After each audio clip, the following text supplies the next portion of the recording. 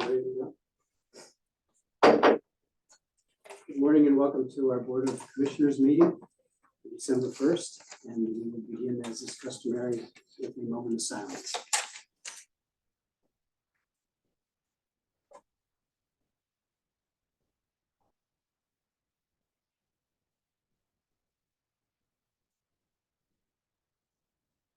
Thank you.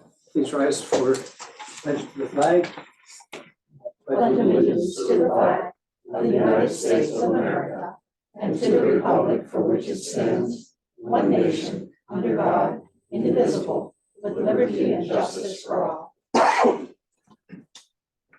you. Now ask for public comment. Yes. And for Lebanon City, actually, I have a commercial. This Saturday is the 10th annual Lebanon Christkindl Market at Coleman Park.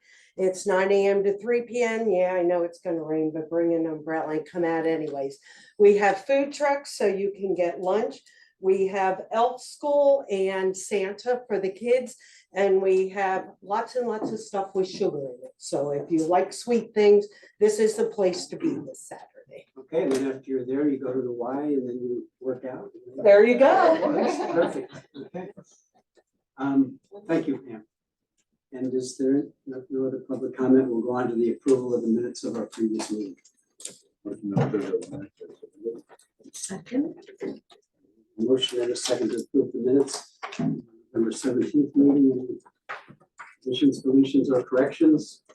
Hearing none, all in favor of the motion, please indicate by saying aye. Aye. Aye. Opposed, same sign. So ordered. Now we'll have Mrs. Ewan provide us with the treasurer's report. Good morning. We had receipts from 11/29 and 11/30 of $1,085,063.26, brought us to a cash balance of $683,114.40. Our expenditures were $1,128,638.04. The tax claim is $34,063.39. So that reaches a balance of $520,412.97. Can I get the second number again? 1,683,000 was that? 683,114.40. Thank you so much. I'll make a motion to approve the treasurer's report subject to audit. Right. It's been moved and seconded that we approve the treasurer's report as presented. Any questions or comments? Not all in favor, please indicate by saying aye. Aye. Opposed, same sign. So moved. Okay. I have some resolutions I need to have adopted. So the general fund account, we have to open another account because our account had been frauded. There were some fraud checks I went through. So I need to have that approved. Which institution? For citizens. That's the same, Pardon?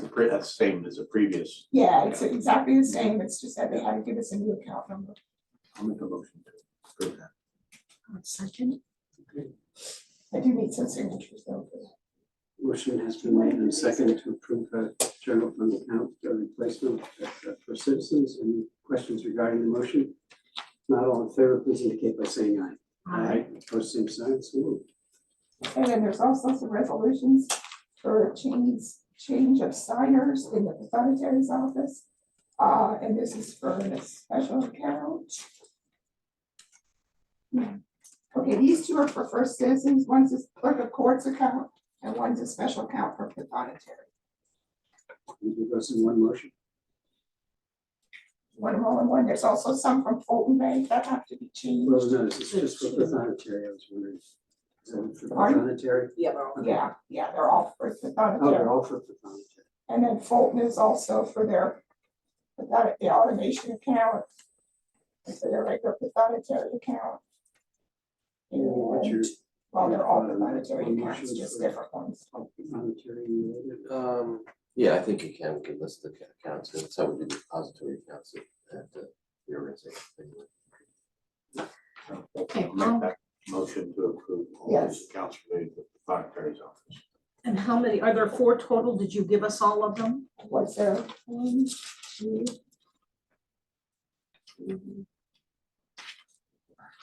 There's 6 at First at Fulton. 6 at Fulton, Yeah, and I mean, there are 2 at First Citizens, I believe. and that is the total. Yes. I'll second the motion. Moved and seconded. Any discussion regarding the motion? As far as That's the resolution. Anything to amend here? Okay, all in favor, please indicate by saying aye. Aye. Opposed, same sign, so moved. All right, thank you, Sally.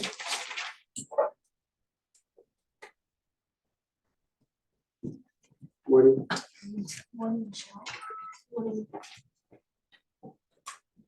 Introduce yourself and the person. Michelle Snavely, Director of Human Resources. Under resignations and terminations, Stephanie Light, Child Abuse Investigator with Children and Youth Services, resignation effective November 29th. Ashley Weber, Caseworker 2 with Children and Youth Services, resignation effective December 7th. Ashley Zombro, Casual Part-Time Telecommunicator with the Department of Emergency Services, resignation effective November 19th. Bryce Walborn, Operations Specialist, Information Technology Services, resignation effective December 9th. L'Orealis Pagan Mercado, Office Support 2, MHMDEI, resignation effective November 28th. Taylor Wise, Full-Time Correctional Officer at the jail, termination effective November 16th. Patricia Young, Secretary D in the Public Defender's Office, resignation effective November 28th, last working day, November 25th. And Gail Dodson, Team Leader at the Renova Center, retirement effective December 24th. I'll make a motion to approve resignations and terminations as presented with special recognition to Gail Dotson, a team leader at Renova Center who worked with us and was part of the Renova family for 40 years. Second. It's been moved and seconded that we acknowledge those resignations and terminations. Any questions or comments? Not all in favor, please indicate by saying aye. Aye. Opposed, same sign, so moved. Under leaves of absence, William Wirtz from Building Security up to 12-week leave of absence, all unpaid, effective November 22nd. Dakota Ditzler from the Lebanon County Correctional Facility, 14-day leave of absence, all unpaid, from December 2nd through December 16th. Motion to approve those leaves. Second. It's been moved and seconded that we approve those LOAs. Any questions? Hearing none, all in favor, please indicate by saying aye. Aye. Opposed, same sign, so ordered. Under other transactions, President Judge Tillwalk would like to hire Allison Fraser as a full-time office support 1 in MDJ Dissinger's office at the rate of $935.20 biweekly, effective December 5th. President Judge Tillwalk would like to hire Tylisha Irizarry as a full-time office support 1 in MDJ Figueroa's office at the rate of $935.20 biweekly, effective December 5th. The Proprietary's office would like to rehire Cassidy Kleinfelder as first deputy at the rate of $1,369.46 biweekly, effective November 29th. And the sheriff's office would like to hire the following 2 full-time deputy sheriffs, both at the rate of $1,171.40 biweekly, both effective December 5th, and that is Tyler Leader and Brett Oski. I'll make a motion to approve the other transactions as presented for hires and rehires. Yep, we have a motion and a second. Any questions? Hearing none, all in favor, please indicate by saying aye. Aye. Opposed, same sign, so ordered. Moving on to salary board, motion to approve all transactions previously read plus the following. Jessica Reyes, salary increase, full-time deputy sheriff in the sheriff's office. This is for graduating the academy at the rate of $1,218.73 biweekly, effective November 27th. Second. It's been moved and seconded that we approve those salary board recommendations. Any questions? Hearing none, all in favor, please indicate by saying aye. Aye. Aye. Opposed, same sign, so moved. Thank you.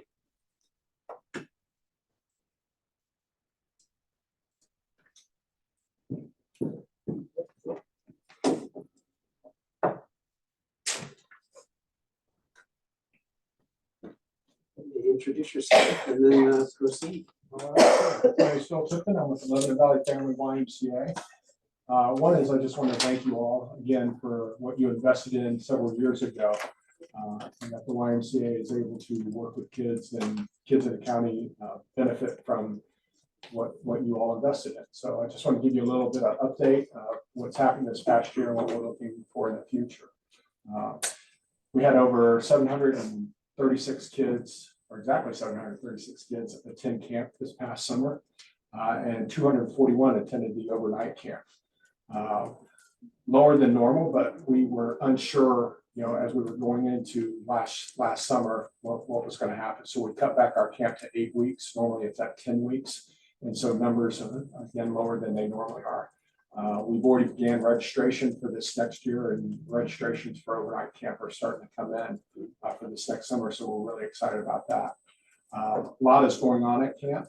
We've had the opportunity to have groups out there, rental groups, Boy Scouts have been out there. Some other groups have been out there just to do some overnights. Our challenge is that camp is more of a summertime. The cabins aren't heated.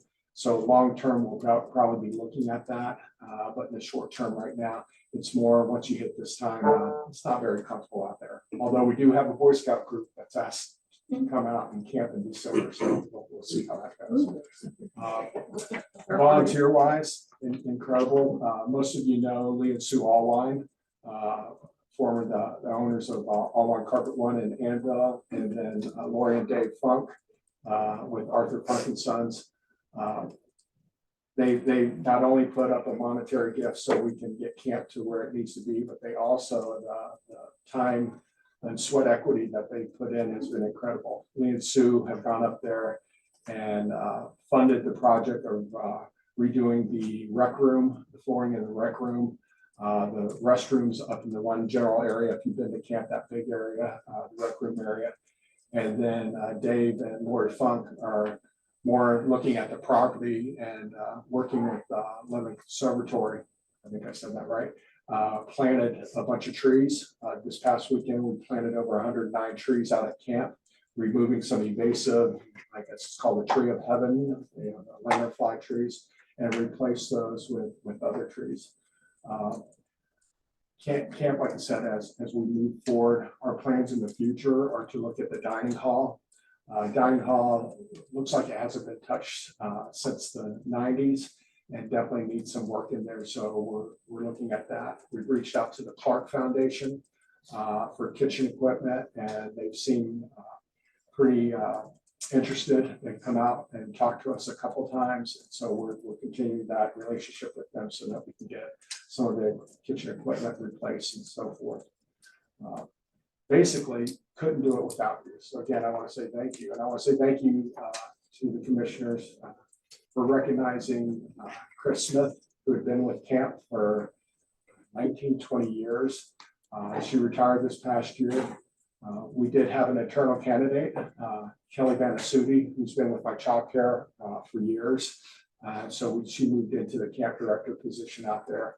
She has many years with Girl Scout camping, resident camping with Girl Scouts. So it was a good fit for us to be in that position. So I'm not asking for anything, but I'm bringing gifts. So more or less, That's unusual this time of oh, year. I'm sorry. Sorry. For us, not to get. I asked. I asked that. So no, it's camps, summer camp. So that I want to make sure that if you can help us with wearing a camp hat, that would be great.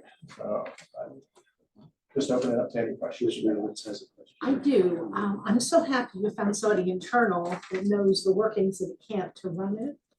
Can you spell Vanasuti? No. Try. I can send it to you. Okay. Vanasuti, VENUSSITI.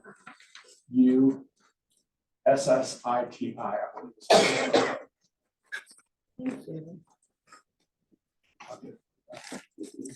You said the numbers are down slightly, but overall things camping like this, I don't know how unique our camp is. I think it's how it is pretty unique that I look at it as a real gem, a real asset that we have it. But overall, COVID certainly had an impact on things like that. But nationally, is it? Camping across the country and childcare across the country have really taken a hit. State of Pennsylvania lost, I think it was 70 childcare facilities throughout the state, not just the YMCA. Several YMCA's lost their chalk here. But camping wise, many camps closed over COVID. So I feel the camp that we have in Lebanon here is somewhat unique. With the camping, our attitude is kids are coming out there for nature. And so there's certain things that we let parents know ahead of time that they're going to be outside, they're going to be in the creek, they're going to get dirty. There's no cell phones, there's no TV.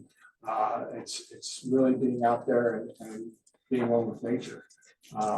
This past year, they experienced, we had some baby foxes that were hanging out in the fields at camp, so the kids were able to see that. Some wild turkey out there, deer constantly. So it's good for the kids to see that movie out there. So Thank you. My grandson spent a week out there, so he had a very good experience. Oh, good. It was awesome. See you back next year. all right. Anything else for Mr. Tipton? Okay, Phil, thank you very much. Thank you, Phil. Thank you. Good update.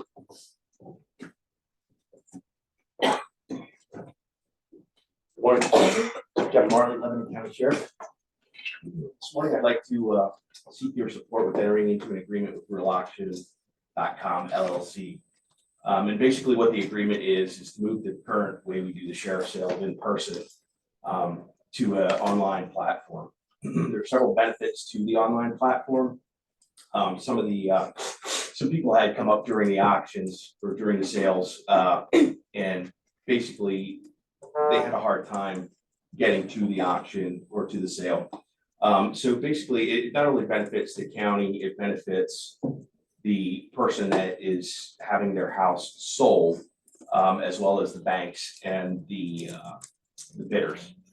Some of the key benefits, obviously, with it being online, convenience, they don't have to be there. They can do it from wherever they're at online. It's more of a convenience factor, a global access, obviously, because of being online. It's fair and tamper-proof. Real Auction also has a bidding and research type links that are available 24/7 through their customer service. It provides the research on the property, the maps, property appraiser links, digital bidder logs. But most importantly, there's an increase not only to the county in revenue, but also for the property when it's being sold. Banks are able to recoup their money, and also the person being sold or that had the house sheriff would benefit as well. There might be the price would be higher. Just for on average, currently York County uses this platform. Over 70% of the properties are sold using this current platform versus 49% when it was live. It's 97% off or over the selling asking price. The poundage, which is the money received by the sheriff's office, increased by 60%. So what I would ask for you to do is, support this agreement. Now, Commissioner Litz did point out yesterday during the contract or the agreement, it does say for the Lebanon County Sheriff's Office. I don't know if you can appoint me as a designee to sign on your behalf. I think that would be appropriate. So that way we can, we don't have to go back to Real Auction and have them send a new thing over. So I'll leave that up to you. I do have one other question. Sure. When I was reading the contract, it was unclear to me if it says that, you'll get reimbursed the $250 fee that people have to pay if they bid. But what happens if nobody bids on a property? Are we still paying $250? There's still a cost that's recouped by the sheriff's office whether the property is sold or not. So yes, it would be recouped. But again, it's through the process of currently, if a property doesn't sell, there's still costs that are associated with listing it and stuff like that. So we do recoup that money. How do we recoup it? That's through the price of them listing it, like the banks. Oh, so the banks pay Yes, there's no cost to the county. So We're we not don't on pay. the I hook was for wondering anything. who paid it. The Yes, banks pay it. there's no cost to the county. What if there's no lien on the property? that's a good question. I honestly, that would be a question for me to have. Or aren't those the Des, ones that go to auction? I'm sorry. Are those not the ones that end up on auction? Well, the tax, It's we're going to doing, sheriff's, go ahead, Sarah. I would imagine it's going to sheriff's sale because the mortgages have only got spent and they're not paying it. That's why they go to sheriff's. That's why we do Oh, I it. thought So it was she- because the taxes weren't Well, paid. no, No, she has, that's tax. that's through Sally's That's through office. you. Oh, so Yeah, this there's is- two oh, different, this is I just thought like it my was assisting foreclosure. you. Oh, they're So- different. Yeah, Okay. all so right. like I said, there's no cost to the county. And Solicitor Warner did, review the contract, or the agreement. Okay, I'm clear now. I just Okay. needed that clarification. Thank you so much. Sure. I'll make a motion to approve the sheriff's request to contract with realauction.com LLC and also to allow him or assign him to be the designee for the county commissioners. It's been moved and seconded. I just want to clarify the 97%. Was that more for sale or was that 90% of them get sold? What was that? 90%, it's the go for over what the Asking. asking price is. So it's There's an not- opening, So 90%, you get more money per rather than it's not 90%. some part of the reason we went with Real Auction, they just charge a $250 flat fee, whereas some of the other companies charge a percentage. So it's, Anything else? Yes. You said that how is it that the properties get more, do they get more for whatever, they're asking for it or whatever people are bidding because there are more eyes on the property? absolutely. So instead of, on average, we may have like 12 different people come in to bid, whereas now it's everybody has access to it. One thing I will say too is that Real Auction will provide an educational seminar for the anybody that's interested in learning how to do it. So before we go live with it, they'll have it. We'll put out a press release saying that these are the dates that they're going to be online, showing people how to register as well as. And So is there somebody connected with Real Auction actually doing it, we have a bid for this and, the way like you would do an It's- auction, or is it no, completely It's online? completely online. There's no. Yeah, it It's was just the clock would run out. yeah, and then I When believe bids are it. how Okay. when it's not going to be, yes, like the clock would run out. That's And I don't know, other auction sites, and I don't know exactly how this works, but often it'll be that if there's a last minute bid, say within the last minute, literally, it'll reset for another 2 minutes to allow somebody Other to people. counter bid. Right. Yeah. So it can keep going and it's it really will also- gets the highest bid that you way. can also enter in a bid that will automatically keep Proxy bidding bid. for you until it hits that. And do the people, when they register, they have to, prove that they have the means to Yes. pay for whatever? Yes, that's all. They'd have to deposit. Okay. Yeah. Are you putting any of the local auctioneers out of business by doing this? No. I mean, Dave Kleinfelter has been doing it for a long time, so, but I mean, Dave obviously isn't going to be doing it because it's online now, but yeah, I guess, yes, but Okay, in the grand scheme of things, I don't think Dave really cares that he's not gonna do it. okay. He can spend more time on his honeymoon. Anything else?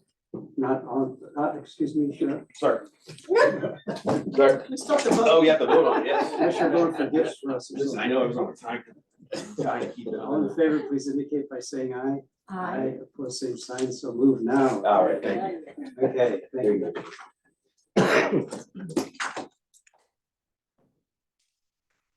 There's telling people what to do. That's right. I'm not used to that. All right, Jamie. I'll go to the budget for 2023.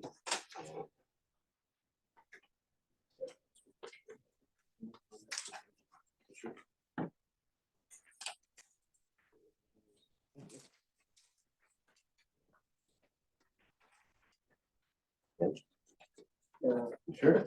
All right. Okay. So I'll briefly here go over the summary for the budget for 2023 proposed, and then ask there for any questions or comments from the commissioners, any further questions. This is being put on the table for the required 20 days. It'll actually be at 21 or 22 days. We'll be back to formally approve this on December 22nd. So the budget for 2023 is being introduced at $100,530,847,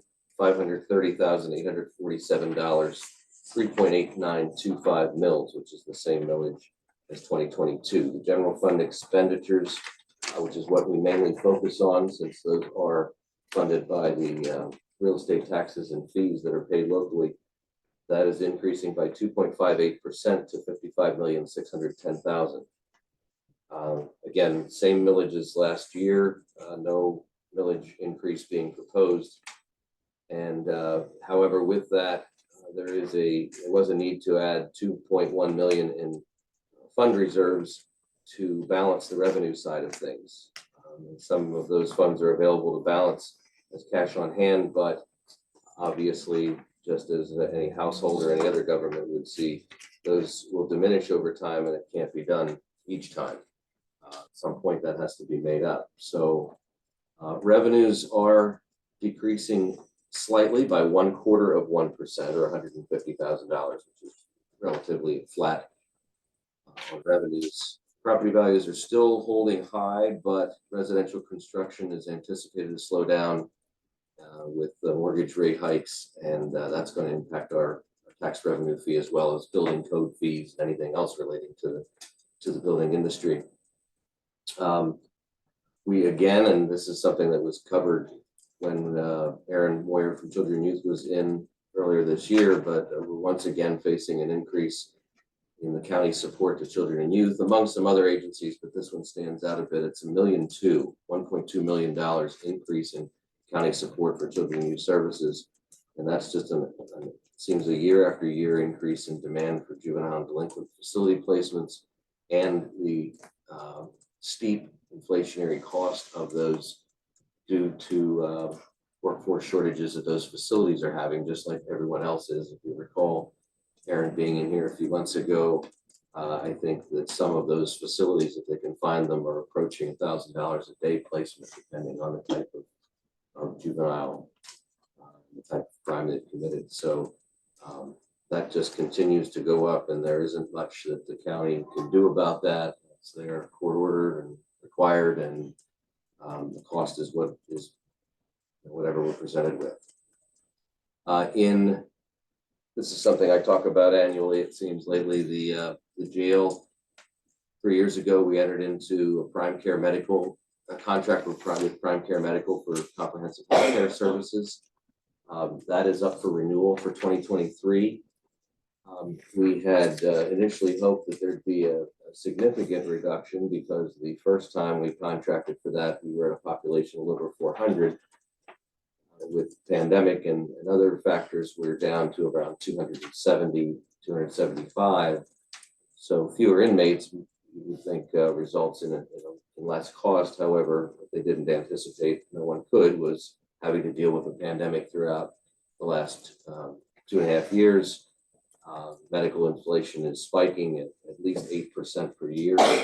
And so they initially came back with a flat renewal, but we were able to actually negotiate at least a 1% reduction, about $35,000 for 2023, even in the face of that inflation. A lot has been said about the county's struggle with labor shortages across most departments here. And the commissioners have done a number of things for recruitment and retention. We have, of course, done a salary study, which has been covered thoroughly, and that was implemented. Both phase 1 and phase 2 were implemented in 2022.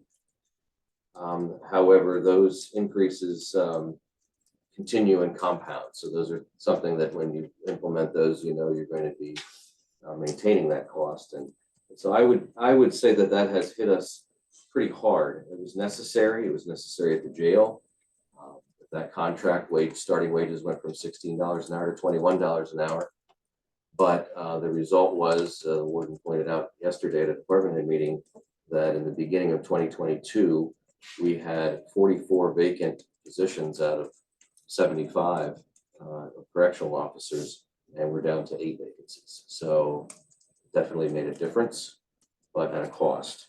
And that cost is eating away pretty quickly, along with other increases and things that are being done. But that is our largest expense. Labor is the largest expense of I think any government entity that you'll find, and so that goes along with it. So then the salary increases for 2023 are listed there. The court-appointed professionals are in negotiations right now. Court-related non-professionals, 3.25%, social services, 3%. That contract is up at the end of next year, and negotiations will begin early in 2023. AFSCME at the jail is 4%. Chocolate workers, which is the dispatchers in DES, 4%. County Detectives Union, 5%, which I think is only 3 members in that union. And then non-union is 3% for 2023. The pension contribution will be fully funded at 3.1 million, estimated at this point. The market is, of course, down. The fund is down still slightly. There was a snapshot that's taken on December 31st, and the actuaries will look and see what the value of the fund is and calculate what the actual required contribution will be. But at this point, we're estimating that to be about 3.1 million. And that is paid from general fund revenues and agency reimbursements. And since investment returns have slipped in the last 2 years, and we've been used to very good returns in the last 10 to 12 years, there's a good chance that may go up, because of course, when the stock market doesn't perform well, the burden is still on the county to ensure the solvency of that fund. For the second year in a row, we're seeing health insurance premium increases of over 9%. Last year was 9.2%. This year is 9.4% coming up. And that, like children and youth county support, is a big one. It's almost $1 million increase in premium to fund the health insurance for county employees. The total cost being close to $11 million now per year in that benefit. And again, there's still a rebound of utilization of medical services from the pandemic. People who have put things off or for whatever reason are going back and utilizing those services, and so that increase in utilization ends up in an increase in the cost and ultimately premiums. And then capital projects for 2023 are essentially, the main is the continuation of the new facility for the Department of Emergency Services. We are still on schedule and very, very close to on budget. I think at this point, out of a $40 million project, we're about $200,000 over. Those change orders have gone through here in the last several months, but What did you allow for the? we have about $1.5 million in contingency for overages based on as a percentage. So yeah, we're doing well there. Hopefully that continues. Don't jinx it by saying so. Some of the riskier or chance for overages, I think we're past, which is the excavation. You know, if you hit rock, that could be something expensive, but we're past that. The steel is up, the building is up. It's powered enough at this point. It's not completely wired and so on, but it's powered for lights and for work inside. And so they're working right now on closing up the envelope. And so the costs from here on out are pretty predictable versus the things that you deal with when you're just coming out of the ground. So at this point, I'm pretty optimistic that we'll be within budget and contingency by the end of the project. And of course, we cross our fingers to be better than that, but we'll see where that ends up. And then an elevator, and that still is slated for completion in June of 2023. There is some delay on the switch gear for the generators to switch automatically from commercial power to generator power.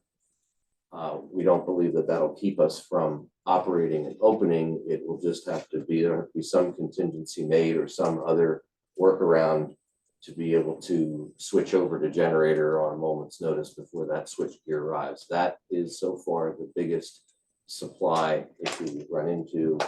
The switch gear is just way back ordered. At this point, the estimate is August and we're completion in June. So we will have to find an alternative for that for a couple of months. And then an elevator in here in the courthouse is being replaced. It's at the east end of the building, which is primarily used for the sheriff's department to ferry the inmates and defendants up and down to the courtroom, and sometimes used by the judges. So that is original equipment to this building. So it's time. We did the two main elevators here a couple of years ago and knew that this one was going to be next. So that's being replaced. One of the things that we did start out with a pretty significant deficit. I would say more than I anticipated. We started off with actually a $6 million deficit at the beginning of this process. And in the beginning of November or end of October, one of the most significant reductions we were able to make, but as many of the reductions we've made over the last few years, you can only make them once. And that being budgeting for a predicted amount of vacancy in positions. So in the past, the county, like most counties, budgeted for full employment. So 100% of positions filled, 100% of benefits utilized, and so on. Obviously, in the last 2 years, with the workforce shortages that have been happening and the great resignation, as it's been called, we've had a lot of vacancy. We still have a lot of vacancy in some places. But even when we're not in that kind of a atmosphere or environment, we still have vacancy. And we looked at the last 4 years to see what's a realistic number to budget for pre-pandemic, during pandemic, and so on. And we believe there's always about an 8% vacancy in some of the larger departments. Obviously, we have 1 and 2 person departments, and they're either, Veterans Affairs, they use that example. They're either 100% employed or 0. There's 1 person. So we don't use those. Those are you kind of move the outliers and focus on things like the jail, DES, some of the social services. So by doing that and essentially budgeting at 92% expected employment, we saved almost $2 million when you include the benefits, the FICA, Social Security, and those sorts of things. So it's not cutting positions, it's just being realistic about how many positions are going to be filled. If for some reason employment spikes and we're at 94% employment, well, that will just simply impact the budget. But we're pretty confident that 8% is a good number having looked at it. So with that, I'll turn it over to the commissioners to make any comments, and then we'll need a motion to introduce the budget at this millage and place it on display for 20 days. Just like to thank Jamie and the team that really put this together, Angel from Controller's Office, Sally and Bob were here on board, and also HR, working through the vacancy rate issues and so on, trying to get those, squeeze every way we could to get that number down. But it was the department heads, I will say that you see them coming in here, and the quality of the people that we have. And that's something that I mentioned yesterday at the department head meeting, that we have such a strong department head array. We have 40 departments, and they're the best people that we could hope for. And they have good people under them, but they were very engaged. This was the first time we came back now, in person, with the give and take in person, negotiating with each department. So that was a good experience, and they were all, on board to try to get us to the number that we could without sacrificing service to our constituents and the quality of the service. So anyway, I want to thank everyone that was involved, and I think we ended up where we the best we could under a tough another tough year. So Yeah, one thing if I could just add, I forgot to touch on this, but the last year was a millage increase. Typically, after a millage increase, there are a number of years where it's a, don't want to necessarily call it a breathe easy year, but I'll say that where the pressure is not as great on expenses versus revenue. After the millage increase last year, which was really a close increase, that was tight. It got us balanced, but it didn't get us far beyond balanced. In other words, there was no excess in it. And with the way the economy has been and what we're facing possibly here in the future and the workforce and so on, that gap between revenues and expenses has accelerated, has closed much tighter. And as you can see, we have $2 million of assigned cash on hand that we're using to balance the budget. So it was a bit of a, I guess, an eye opener for me and surprise. You don't know what all of the numbers are going to be until everything's submitted by the departments and so on. And when that was presented, I was, on the heels for a couple of weeks. So sorry to interrupt you guys. Go ahead. The cost of business for all of us is going up. Phil, I'm sure you can attest to the YMCA. So you're facing the same kinds of challenges. Any type of organization, for-profit, non-profit, government sector are all facing it. And labor costs are going up, and we've made a significant investment. I think we're better off. I think they're smart investments, so we can compete more effectively, but we're continuing to face many challenges. I'd just like to again thank all of our department heads for their cooperation in raising fees where they can, or, finding places where they can save. They have just been so cooperative, and it is a team effort. Without their input, because they're in those trenches day to day, we could not have balanced this budget. Even though Jamie's at the helm, it took a full complement of our department heads to make it happen. And I want to make sure that everyone is included in those thanks. And just as a highlight, for the years I've been here, probably the most asked question I have gotten is, can we get dental? And I know it's a tough economic year, but we're also trying to make sure we have employee retention. And we were able, for the first time now, to offer our employees dental insurance. It's just for the employee. They can purchase for the family, but this is huge. It's we've actually had people mention it when they leave, that why don't we have dental insurance? I'm leaving for dental. I can't afford not to have dental insurance. So this is something new for the employees, again, as a retention tool. And our HR department was instrumental in getting really good quotes, and they came back and they got it down even lower. And it's something like $9 an individual for a 2-week period. So they really got price down to where we could work it into this budget. And so we thank everyone who helped with that. And I'm happy for the employees, because I know this is something they've been looking forward to. I did forget one person when I was mentioning Angel and Jane and so on. President Judge Tillwalk. In addition to his work in the courtroom, he has a huge administrative role and a lot of interaction with us, with the departments that he's responsible for. And he's been a very good partner in this process as well, to get us, as much cooperation as he can with the challenges that he faces as well with the employee recruitments and retention issues. So anyway, I just wanted to make sure I gave it to the hat to Judge Tillwalk. Yes, Jim.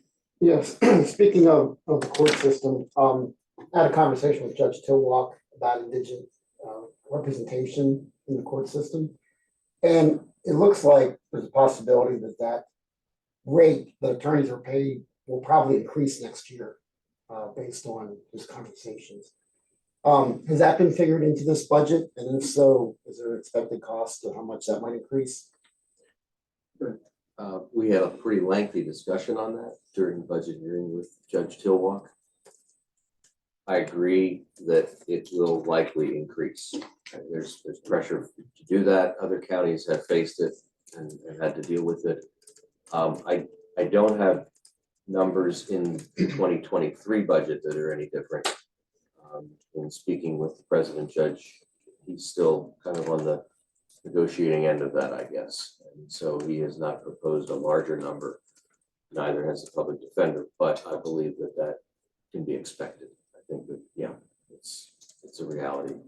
You know, that there are only a limited number of attorneys, especially in a county of this size. Go to a county like Montgomery or Chester or something like that, they've got large law firms, you know, residing in those counties where they will literally just do a contract with a large firm to handle the conflict cases. It's a never-ending problem though, because the more attorneys that handle conflict cases then get more conflicts, because often if let's say there's a defendant that has a conflict that with the co-defendant, you've got, you know, in the future, they may have committed a crime with another co-defendant who was represented before, and it just becomes where the pool diminishes and gets smaller that the court and the public defender are able to utilize. So that's part of the problem.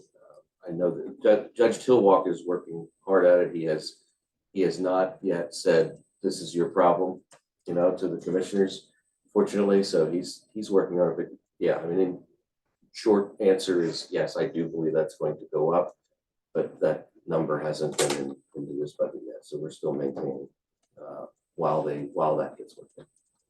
But how would you handle an increase in the reimbursements for those attorneys? It'd be an increased expense. It just comes down to an increase in the budget. Right now, I think we have about, I can get you an exact number. It's in two different places, which makes it tough, but I think it's a total, it's close to 200,000. It's in two different places. It's in the courts and in the public defender's budget right now. And, you know, that's based on, I think, a flat fee, depending on the type of case that an attorney is handling. Sometimes they spend 2 hours, sometimes they spend 2 days on the case, but the judge is paying a flat fee right now. So whether that remains to be the case or they're agreed to an hourly, right now we're a spectator to the process, but ultimately the commissioners have to budget for it, and it affects the budget as a larger expenditure. So probably look for that in 2024 for sure. Sure. Yes, I just wanted to agree with what you and Jamie. We're in a county where we actually talk to our president judge, and he has been, you know, we don't always agree, but he has a real even tone and level head. And in the end, we do what's best for our constituents, our joint constituents. And so while he's not a voting member in this budget, he has really worked with us to make it come to fruition. You know, Judge Tillwalk is behind the scenes and doesn't get any credit most times, but he really deserves credit for being a team player for the county of Lebanon. Yes. Couple of things. How is your health insurance funded? Is it self-funded or do you have a carrier? We have a carrier. We belong to a pool though of counties. So our buying power is better because we're in with about 25 other counties in Pennsylvania, in the Pennsylvania County Health Insurance Pool Consortium. Yeah. So, but it's the carrier's blue, blues. So we just pool negotiates with the carriers, and they have others. It's Geisinger is one in the northern counties, and I can't remember the acronym for the one out of Pittsburgh, but UPMC, thank you. And so yeah, we have the blues here in central Pennsylvania, but it's tens of thousands of lives that they're negotiating for, rather than just 700 or so for the county. And with the jail, I mean, you know, at the time that the contract was being negotiated and everything, was it the expectation that we're going to raise the starting salary that's going to fill the vacancies, which it clearly has, you know, very well. And then that, what we're paying more per hour for the COs is going to be offset by what we're paying in the overtime for that small pool that was doing all that overtime. That's always the theory. Yeah, but, and I'm, it remains to be seen until we're at the end of the year what that looks like, but I can tell you in adjusting for the vacancies that I talked about, we also did some significant cuts in the overtime because of that, anticipating that, when you go from 44 vacancies to just 8, that overtime is going to go down. So we slashed that pretty hard in anticipation of that. Yes. When I say in theory, it doesn't mean it doesn't happen. I'm just saying that for too many years, though, we've looked at that and when's that going to go down? And Right. That's the vacancies. So that's almost like a wash, isn't it? Yeah. I mean, I don't know if it's exactly a wash between the $16 to $21 increase and the decrease in the overtime. But that was the expectation. Yeah. We reduced the overtime in the budget for that reason, yes. And then with the 8% decrease in the employees, the Vacancy rate. Mhm. Are those positions, is it essentially that those department heads are going to try to hold the line and not hire people? I mean, or are those positions still being advertised and potentially somebody will get hired? Oh, yeah, absolutely. Okay, Yeah, No change to anything like that. It's just historically. it's just historically, you just always, an organization of this size, when you have 700 positions, you're never 700 filled. And so it's just factoring in an expected amount of vacancy. There's no hiring freeze, there's no slowdown. Many are struggling, just, but if all of a sudden the great resignation turned into the Right. great employment, Yep. that would send you back into deficit then, essentially. That's why. To that extent. Yeah. And it would also maybe reduce more overtime too. So. True. Yeah, I mean, But that's. that, believe me, if that would happen, we've been 100 positions down during this past year. So for me to hear 8%, when that was the number that came back, I was kind of surprised that it wasn't higher. I expected more out of that vacancy rate, but they wanted to keep it as conservative, cautiously. It is, yeah. I mean, I was just on a quick glance and an estimate at first, I thought it was going to be about 88, maybe percent or 12% vacancy, but it's conservative, and for that reason too. And by the way, Adams County, I think, is doing the same thing. They're another 5th-class county, very similar in a lot of ways to Lebanon County. Lancaster County budgeted this last year, so it's a trend. That works, I think. I'm not familiar with what they did. Thank you. Well, I'll make a motion if you're ready, Yep, to put the budget on the table at 3.8925. correct. Mills, Yeah. to put it on display for 20 days.